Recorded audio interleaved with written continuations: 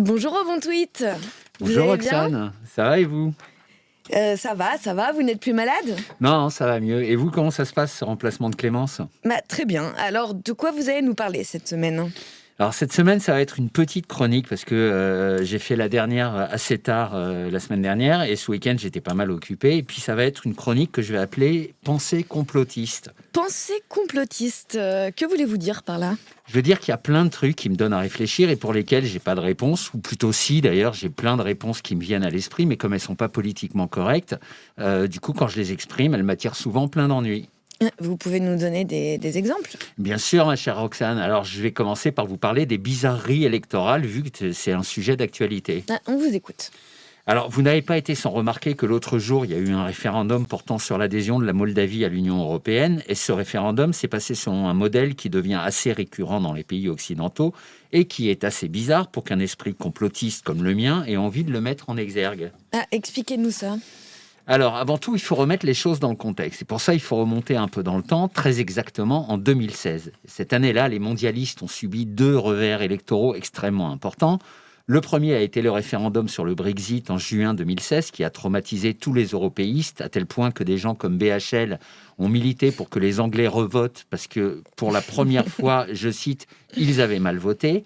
Et il faut dire qu'il y avait eu une première alerte en 2005, quand la France avait rejeté par référendum la Constitution européenne. Heureusement, Nicolas Sarkozy a trouvé la solution. Il a fait changer 3 virgules. Il a donné un nouveau nom de ville au traité et il l'a fait adopter par le Congrès en prenant bien soin d'éviter de demander au peuple son avis, car selon le bon vieil adage, chat échaudé craint l'eau froide. Tout à fait, merci pour ce rappel. Et alors, le second revers en 2016? C'était l'élection de Trump, évidemment. Donc, il a été élu contre toute attente devant Hillary Clinton, qui a été donnée à 1,2 contre 1 et qui avait pourtant le soutien de l'intégralité de la presse mainstream occidentale, l'intégralité du showbiz américain et européen et l'intégralité des normistes qui détestaient tous Trump, sans que jamais aucun d'entre eux ne soit capable d'expliquer pourquoi, à part le fait que dans les années 80, il aurait employé un terme assez grossier pour désigner un sexe féminin. Bref. Et que s'est-il passé ensuite? Eh bien, depuis cette date-là, ceux que l'on appelle les mondialistes, à savoir ceux qui considèrent que l'Occident est le garant de la liberté, de la démocratie dans le monde et des droits de l'homme, et qui disent que pour notre bien, nous devons tous nous diriger vers un nouvel ordre mondial dans lequel nous n'aurons plus rien, sauf les très riches qui auront tout, mais qu'on sera heureux quand même, même en bouffant des cafards et en payant des taxes sur nos animaux de compagnie. Donc ceux que l'on appelle les mondialistes, disais-je, n'ont plus jamais perdu une seule élection. Oui, mais ça, c'est possible, non? Oui, bien sûr, c'est possible. C'est possible. C'est bizarre, mais c'est possible. Bizarre? Mais comment ça? Justement, Roxane, on a l'impression que suite à ces 2 très gros revers, ils avaient décidé de ne plus jamais perdre une seule élection. Donc depuis 2016, ils n'ont effectivement plus jamais perdu une élection. Ça, c'est un constat. Mais à chaque fois, il s'est passé ce que j'appellerais des bizarreries électorales. Est-ce que vous pouvez développer? Oui, bien sûr. Donc, en 2020, Trump, après un mandat dans lequel il a réussi à redresser économiquement l'Amérique sans déclencher la moindre guerre, tout en devant se battre contre des accusations fausses de collusion avec les Russes, a affronté Joe Biden, un mec incapable de faire une phrase cohérente s'il ne lit pas un prompteur et qui n'a pas fait campagne, soi-disant à cause du Covid. Nous, les complotistes, on pense que c'est parce qu'il était physiquement et cognitivement incapable de faire un meeting électoral entier. Mais bon, passons. Toujours est-il que lors de cette soirée électorale de 2020, Trump avait une avance très confortable lorsque les Américains sont allés se coucher. Et au petit matin, grâce à un apport miraculeux de voix pendant la nuit, exclusivement en faveur de Biden, notre ami démocrate s'est retrouvé vainqueur du scrutin en remportant notamment les fameux swing states, c'est-à-dire les États clés qui font basculer les élections. Et ensuite? Ensuite, on a démontré qu'il y avait eu une gruge manifeste, notamment via un film documentaire qui s'appelle 2000 Mules, et que je conseille à tout le monde d'ailleurs, mais les cours suprêmes de ces fameux swing states ont refusé de considérer ces preuves et Trump a été déclaré perdant. Tous les complotistes connaissent ces faits, mais comme la presse française n'en a jamais parlé, les normistes ne sont même pas au courant de ça. Oui, mais du coup, on peut lui accorder le bénéfice du doute, non? Et vous avez noté d'autres bizarreries? Oui, alors on peut accorder effectivement le bénéfice du doute, comme par exemple, on peut aussi accorder le bénéfice du doute à Macron en 2022. Comment ça? En 2022, au second tour de l'élection présidentielle française, on a vu à un moment sur France 2, je crois, un bandeau annonçant que Marine Le Pen avait 1 million de voix d'avance sur Macron. Et puis, 10 minutes plus tard, elle avait 1 million de voix en moins. Ah bon? Et qu'est-ce qui s'est passé? Alors, il y a plein de gens qui ont vu ça et qui s'en sont émus. On leur a répondu en gros, t'inquiète, TKT, ça veut dire en fait t'inquiète en langage SMS. C'était une erreur informatique, ferme ta gueule, c'est Macron qui a gagné. Oui, mais ça peut arriver des erreurs informatiques, non? Si, bien sûr, mais ça arrive toujours dans le même sens et la presse, toujours prompte à saisir le moindre prétexte pour s'en prendre à ses ennemis idéologiques, bizarrement ne trouve jamais rien à redire sur ces trucs bizarres, justement. Et donc j'en arrive à mon troisième exemple, qui est bien sûr le référendum moldave, dont d'ailleurs les Français ont financé une partie. C'est bien de le préciser, parce qu'ils ne doivent sûrement pas le savoir, surtout à un moment où on nous demande des efforts pour combler les 3 000 milliards de dettes du tandem Macron-Le Maire. Et que s'est-il passé, là? Et bien là encore, le non à l'adhésion à l'Union européenne l'a emporté jusqu'au petit matin lundi, à tel point que les titres de la presse mainstream l'ont même annoncé. Puis, miraculeusement, là encore, on a dépouillé des votes qui venaient apparemment de toutes les ambassades, donc en gros tous les Moldaves qui vivent à l'étranger, et eux, ils étaient tous d'accord pour adhérer à l'UE. Et du coup, le oui l'a emporté in extremis. Ça fait beaucoup de coïncidences, en effet, mais c'est possible dans l'absolu. Oui, tout à fait. C'est pour ça que je parle de bizarrerie et que je n'affirme pas qu'ils ont grugé à chaque fois comme des sales porcs. Mais bon, d'autant plus qu'il y a d'autres bizarreries, comme par exemple le fait que toutes ces personnes qui remportent les élections ne peuvent jamais se déplacer en public parce qu'à chaque fois, elles se font huer par l'intégralité des gens qu'elles croisent, à croire qu'ils ne sont populaires qu'au moment du vote. Mais tous ces doutes, ça doit sûrement être parce que moi, je suis un vilain complotiste. Justement, après les bizarreries électorales, vous avez d'autres réflexions complotistes? Oui, bien sûr, j'en ai plein. Donc là, maintenant, j'aimerais parler de certaines bizarreries médicales. Vous voulez parler du Covid? Non, ça, on en a déjà parlé en long, en large et en travers depuis 4 ans. Mais entre les ordres idiots qu'on nous a donnés et le vaccin qu'il fallait absolument prendre pour éviter une maladie dont 99% des gens guérissaient sans problème, il y avait en effet de quoi se poser des tonnes de questions. Non, en revanche, dans la même veine, on m'a envoyé hier un truc assez bizarre. Racontez-nous. C'est un courrier envoyé par l'assurance maladie qui disait en gros qu'il y avait le lancement de l'opération de dépistage du cancer du col de l'utérus et que celui-ci concernait tout le monde, y compris les personnes vaccinées contre les papillomavirus. Et alors, moi, jusqu'en 2020, j'étais convaincu que les vaccins, c'était des trucs qu'on prenait pour ne plus avoir à se soucier de la maladie contre laquelle on se vaccinait.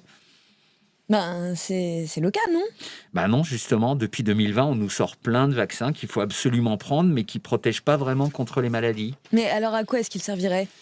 Justement, c'est la question que je me pose. Donc manifestement, ils ne servent pas à protéger. Du coup, peut-être qu'ils servent à montrer qu'on est obéissant.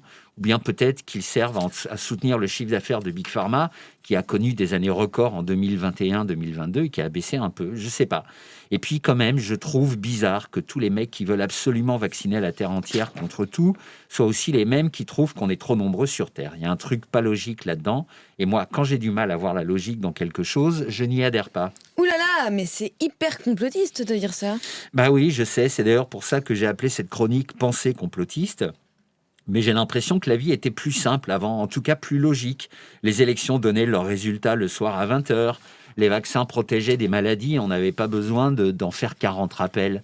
On n'entendait pas parler de protection contre des formes graves de maladies. Il n'y avait personne pour nous expliquer qu'en fait, c'est plus compliqué que ça. Enfin bref, c'était beaucoup plus carré. Là, on a l'impression que tout est fait pour embrouiller les gens et aussi un peu pour les arnaquer.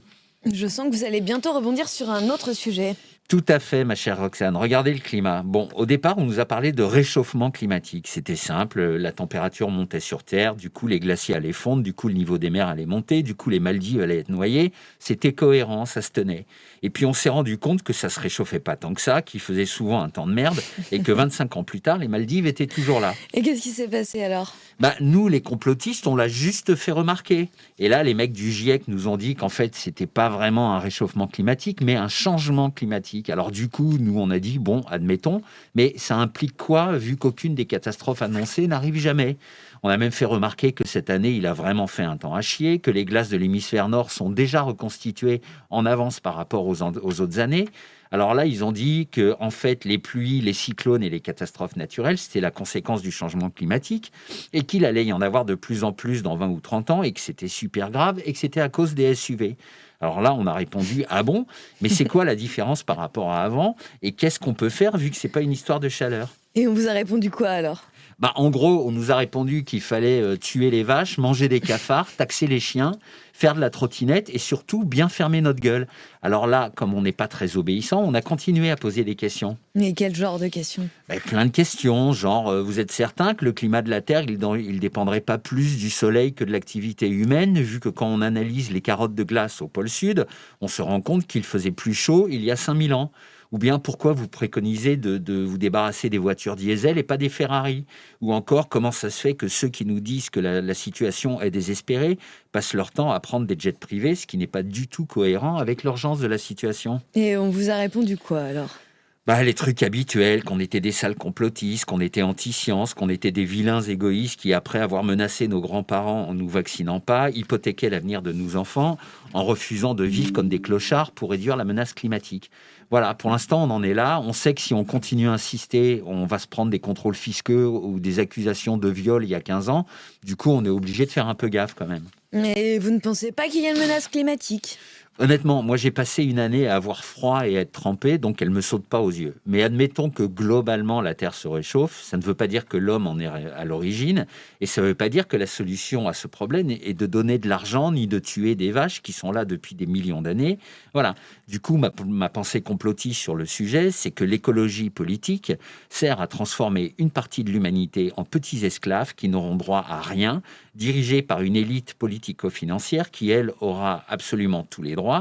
Et comme je ne fais pas partie de cette élite politico-financière, vous comprendrez aisément que j'ai pas méga envie d'adhérer à ce programme. Et vu comme ça, en effet, on peut vous comprendre. Vous avez d'autres pensées complotistes sur d'autres sujets?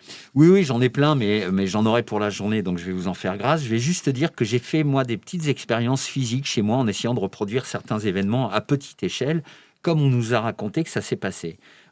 J'ai jamais réussi à faire tomber 2 mini-tours à la vitesse de la chute libre grâce au poids de chacune des strates qui tombaient sur celle du dessous. Au contraire, ça ralentissait la chute. Et puis, j'ai aussi essayé de faire flamber une poutre en très très vieux chêne massif en mettant d'abord un mégot mal éteint dessus, puis en provoquant un petit court-circuit. Ça n'a jamais pris. Et alors, qu'est-ce que vous en concluez? Et ce sera ma dernière complotiste du jour, les versions officielles du 11 septembre et de l'incendie de Notre-Dame sont un tissu de mensonges pour débiles attardés. Eh bien, Voilà. Comme ça, c'est très clair. Merci au bon tweet et à la semaine prochaine avec Clémence. Merci Roxane et à la semaine prochaine chez Toxin.